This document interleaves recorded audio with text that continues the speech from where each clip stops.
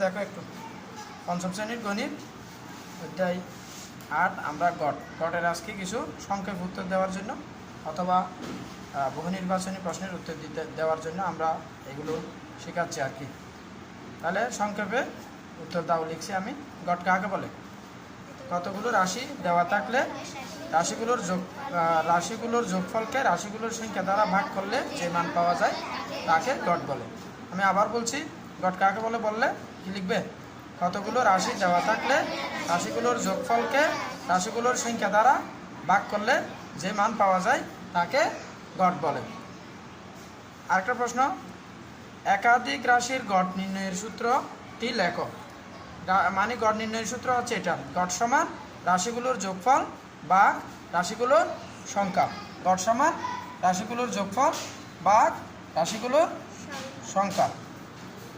Goat বের করতে হলে রাশিগুলোর যোগফলকে কি দিয়ে ভাগ করতে হয়? আমরা কি দিয়ে ভাগ করি? রাশিগুলোর সংখ্যা এখানে আছে, রাশিগুলোর সংখ্যা। গট নির্ণয়ের সময় রাশিগুলোর অবস্থা কী রূপ হয়? সমজাতীয় হয়। এবার দেখো ৫ নাম্বার, ০, ২, ৫ ও ৯-এর গট কত? এগুলো করার জন্য প্রথমে তোমরা যোগ করে ফেলবে। এখানে তো এটা ০, ২, ২ আর ৫-এ কত? ৭, আর ৭ আর ৯-এ ৯, ৭, ১৬। তাহলে ১৬ পাইছি না? কত পাইছি? ১৬। এখানে কয়টা? একটা, দুইটা, তিনটা, চারটা। তাহলে কত দিয়ে ভাগ করতে হবে? অনেক শিক্ষার্থীরা মনে করে যে এটা ০, এটাকে গণে না, না গণলে কি অঙ্ক হবে? কখনো হবে না। ০ হোক, এটা একটা, ঠিক আছে? তাহলে ১, ২, ৩, ৪ ভাগ করবো কত দিয়ে? ৪।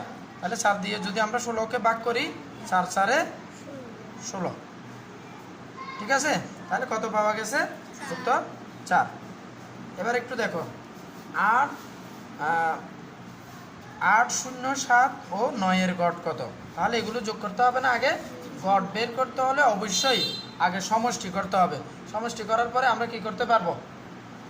গট বের করতে পারবো। গট বের করতে বললে আগে যোগফল বা সমষ্টি নির্ণয় করতে হবে। তাহলে যোগ করি, ৮ এর সাথে কত?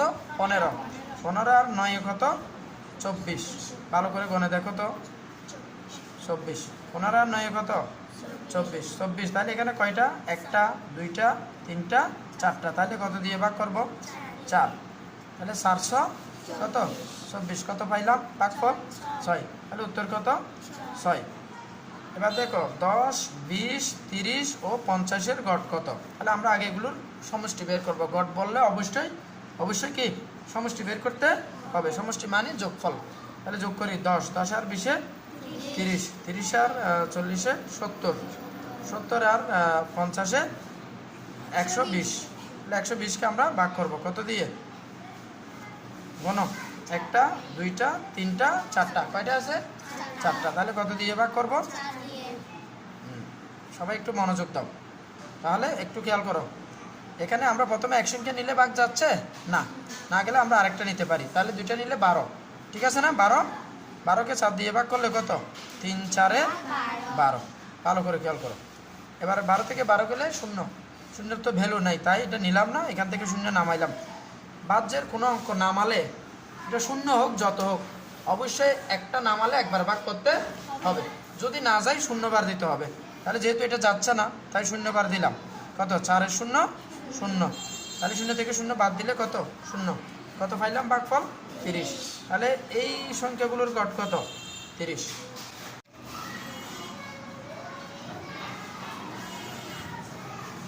তাহলে ৮টি সংখ্যার যোগফল ১০৪ হলে সংখ্যাগুলোর গট কত? এখানে একটি কাজ করা আছে, যোগ করা আছে, তাই আর যোগ করতে হবে না, শুধু ১০৪-কে ৮ দিয়ে ভাগ করলে হবে। তাহলে ৮ দিয়ে যদি আমরা ভাগ করি, প্রথমে এক সংখ্যা নিলে ভাগ যাচ্ছে না, তাই ২ সংখ্যা নিলে ১০, ৮ গুণে ৮। তাহলে তাকে কত? ২, আর দিক থেকে ৪ নামাইলাম। তাহলে ৮ দুগুণে ১৬, ৩-এটা ২৪। কত?